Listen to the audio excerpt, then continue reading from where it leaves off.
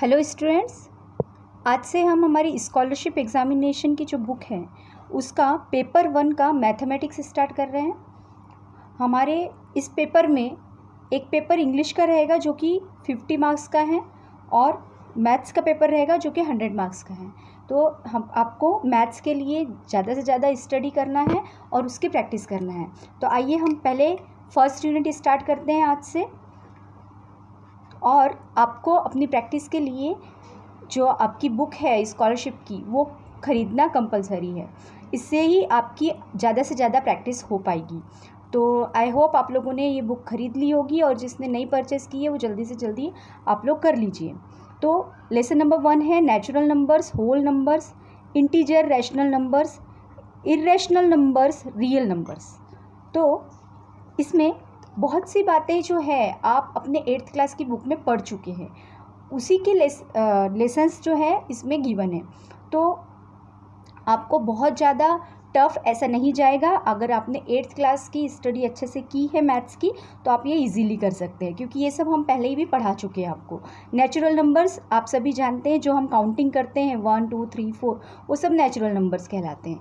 Then उसके बाद whole numbers में जो हमारे नेचुरल नंबर्स है उसमें ज़ीरो भी इंक्लूड हो जाता है, तो ये ग्रुप कहलाता है whole number.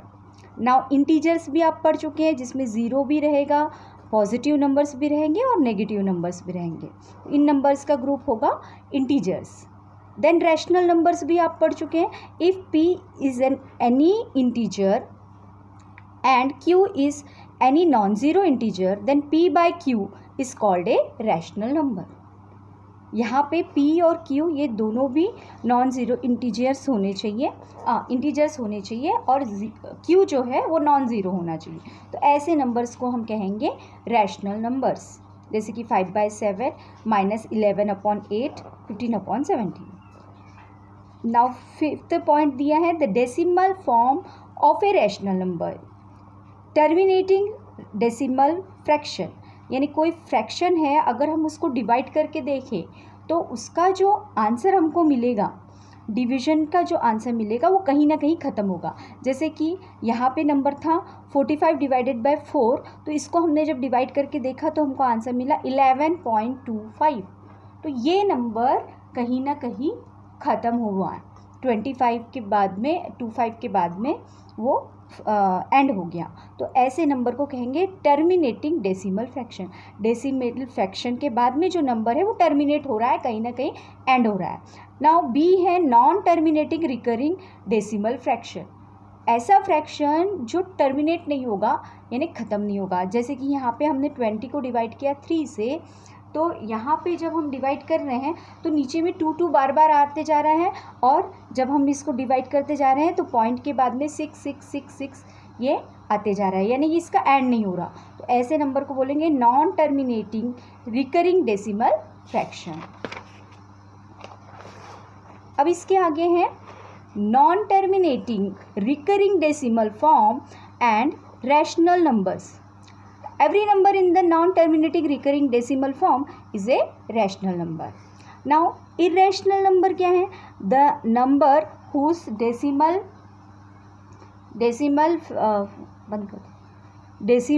form is non-terminating and non-recurring are called irrational number. यानी ऐसा नंबर जो कि जिसका डेसिमल फॉर्म अगर हम देखें तो वो नॉन टर्मिनेटिंग भी होगा, यानी उसका एंड नहीं होगा, साथ में नॉन रिकरिंग होगा, यानी उसके बाद में आने वाले नंबर रिपीट नहीं होंगे, चेंज होते जाएंगे। तो ऐसा नंबर कहलाएगा इर्रेशनल नंबर। जैसे कि यहाँ एग्जांपल है √2, इसका डेसिमल फॉर्म अगर हमने निकाले तो 1.4142, यानी हर नंबर चेंज होते जा रहा है, वो रिपीट नहीं हो रहा। तो ये नंबर हो गया इर्रेशनल नंबर, क्योंकि ये नॉन टर्मिनेटिंग भी है और नॉन रिकरिंग भी है। नाउ रियल नंबर्स क्या है? रियल नंबर्स में रैशनल नंबर का भी कलेक्शन होगा और इर्रेशनल नंबर भी उसमें आएंगे। तो एवरी रैशनल नंबर और irrational number is a real number. तो ये सारे नंबर्स रियल नंबर में आ गए। नाउ 9th पॉइंट है the place value of any digit in a number is determined by its position in the number as unit, tens, 100 etcetera. It is called the place value. तो place value कैसे हम देखेंगे कि वो किस position पे है, कहाँ पर है। अगर वो टेंस की प्लेस में है तो हम उसको टेंस करके लिखेंगे, 10 से मल्टीप्लाई करके लिखेंगे। जैसे इस नंबर में 3 को अगर हमको देखना है कि उसकी प्लेस वैल्यू क्या है, तो 3 10,000 की प्लेस में है तो उसका आंसर हो जाएगा 30,000। 10,000 मल्टीप्लाई 3 यानी 30,000 हो गई place value. Now 10th point, if the digit in the unit and tens place of any number are interchanged, the difference between the number obtained and the original number is the multiple of 9। यानी कि कोई भी अगर हमने number लिया, उसका tense और unit place के नंबर को अगर हमने इंटरचेंज किया, तो वो जो नंबर मिलेगा हमको इंटरचेंज करने के बाद में, उसके डिफरेंस का जो नंबर मिलेगा वो 9 का मल्टीपल होगा। जैसे एग्जांपल है यहाँ पे 4597, इसका अगर हमने लास्ट के 2 डिजिट को इंटरचेंज कर दिए, 10 और 7, 9 और 7 को, तो नया नंबर बनेगा 4579। तो इन दोनों नंबर का डिफरेंस हो गया 18, और 18 क्या है, 9 का मल्टीपल है। ठीक है, which is the multiple of 9? It is also 9 time of the difference between the 2 digit। आप इसको ऐसे भी जल्दी से फाइंड कर सकते हैं कि इन दोनों नंबर का डिफरेंस ले लीजिए, उसको 9 से मल्टीप्लाई कर लीजिए, तो उसका तब भी आपको आंसर मिल जाएगा 18। जैसे कि 9 माइनस 7 2 हो गया, 2 मल्टीप्लाई 9 18 आ गया आंसर। तो आपको वो उतना करने की ज़रूरत नहीं पड़ेगी कि इंटरचेंज करके माइनस करेंगे और फिर आंसर निकालेंगे, आप इजीली बता सकते हैं। Now 11th point, if the same digit occur in the tens place and the unit place of the number, then the difference between their place value is 9 times that digit। यानी कि अगर same value है tens place पे भी और unit place में भी, तो उनके बीच का डिफरेंस जो होगा, तो वो उनके प्लेस वैल्यू का जो डिफरेंस होगा वो 9 टाइम्स होगा, यानी 9 का मल्टीपल होगा। जैसे एग्जांपल है 5 अगर आया किसी भी नंबर के टेंस और यूनिट प्लेस में, यानी 55 लिख के है, तो अब हम क्या करेंगे, उसका डिफरेंस निकालेंगे प्लेस वैल्यू का।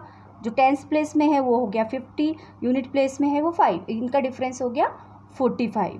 तो दिस इज़ 9 टाइम्स 5। तो ये नंबर जो है वो 9 टाइम्स हो गया 5 का।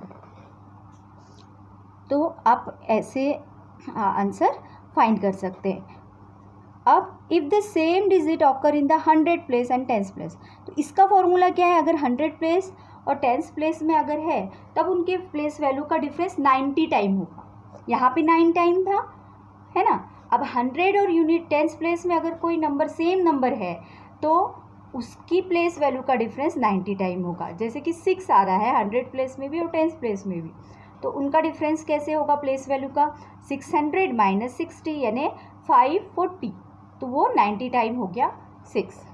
तो आप इसका आंसर इजीली बता सकते हैं कि नंबर जो है, अगर यहाँ पे देखिए, यहाँ पे नंबर 5 था, तो आप 5 इंटू 9 करके भी आंसर बता सकते हैं। आपको प्लेस वैल्यू लेके माइनस करने की भी ज़रूरत नहीं है, अगर आपको ये रूल पता है। तो यहाँ पे भी आप इजीली बता सकते हैं। 6 डिजिट, 6 जो नंबर है वो 10 प्लेस में भी आ रहा है, 100 में भी आ रहा है, तो आप उसको 90 से मल्टीप्लाई करके इजीली आंसर बता सकते हैं 540।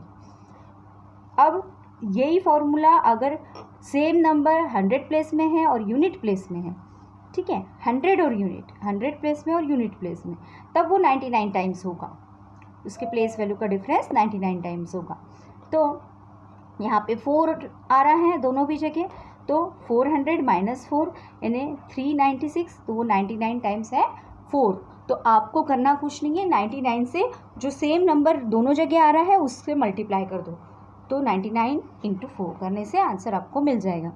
If the same digit occur in the 1000 place and the 10th place, और 1000 और 10th प्लेस में अगर सेम नंबर है, तो उनके प्लेस वैल्यू का डिफरेंस 990 टाइम्स होगा, ठीक है, 990 टाइम्स होगा डिजिट के। अब हम आगे बढ़ेंगे। If the same digit occur, if the same digit occurs in the 1000 place and the unit place of a number, then the difference between their place value is 999 times that digit। अगर 1000 place और unit place का number same होगा तो 990 times होगा वो, ठीक है। Now 12 point, ये सारे जो रूल्स है ये आपको ध्यान में रखने हैं, तो आप इसके क्वेश्चन जो है एग्जाम्पल क्वेश्चन और जो एक्सरसाइज है वो इजीली सॉल्व कर पाएंगे। नाउ 12th पॉइंट है, given A number of a certain digit, the greatest number is formed by using all its digit as 9. The greatest 5 digit number is 999999. यानी आपको अगर ग्रेटेस्ट 5 डिजिट नंबर चाहिए तो आप 5 time 9 लिख दीजिए, और अगर आपको स्मॉलेस्ट नंबर निकालना है, बनाना है, तो 1 लिखने के बाद में आपको उतने ज़ीरो ऐड करने होंगे। जैसे कि 5 डिजिट का बनाना है तो 1 के बाद में स्मॉलेस्ट 5 डिजिट नंबर चाहिए, 1 के बाद में 4 ज़ीरो आप लिख देंगे। तो इस तरीके से ये तो आपको ये रूल पहले भी हमने पढ़ चुके हैं छोटे क्लासेस में। नाउ आगे, अगर आपको कोई ग्रेटेस्ट नंबर बनाना है गिवन नंबर्स को देखते हुए, तो आपको उन नंबर्स को डिसेंडिंग ऑर्डर में लिखना पड़ेगा। तो डिसेंडिंग ऑर्डर में लिखने से आप ग्रेटेस्ट नंबर बना सकेंगे। और अगर आपको स्मॉलेस्ट नंबर बनाना है तो आपको उसको असेंडिंग ऑर्डर में लिखना पड़ेगा, यानी सबसे छोटा पहले लिखेंगे, फिर उससे बड़ा, उससे बड़ा। पर अगर उसमें ज़ीरो है तो आपको क्या करना है, ज़ीरो को सबसे पहले नहीं लिखना है, उसको सेकंड प्लेस में लिखना है, क्योंकि ज़ीरो पहले लिखने से जो डिजिट है वो कम हो जाएंगे। फर्स्ट अगर ज़ीरो लिखते हैं तो वो उसकी वैल्यू नहीं होती है। तो आपको डिसेंडिंग ऑर्डर में लिखना है नंबर को, और ज़ीरो को सेकंड प्लेस पे रखना है। सॉरी, डिसेंडिंग नहीं, असेंडिंग ऑर्डर में रखना है नंबर्स को। नाउ 16th पॉइंट हम देखेंगे, to form the greatest and smallest 4, 5 और 6 digit number using the given number 2, 3, 4 digit only. ये हमको कैसे करना है, while writing this type of greatest number arrange the given digit in the ascending order and write the greatest digit for maximum times.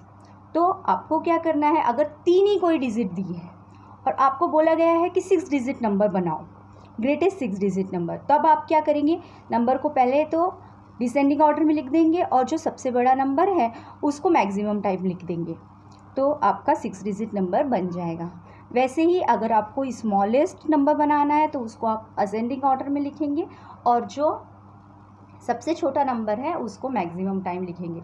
अगर 5 digit बनाना है तो 2 को आप 3 टाइम लिख दो और फिर 3 9 आ गया, तो ऐसे वो बन जाएगा।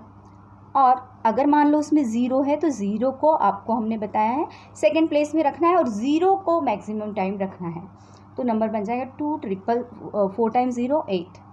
तो ये हमारा जो लेसन है इसका एक्सप्लेनेशन हमने किया है।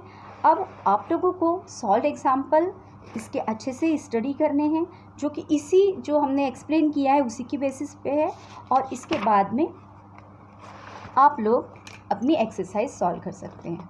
तो एक्सरसाइज जो है वो आपके लिए होमवर्क है। आज के लिए इतना ही, थैंक यू।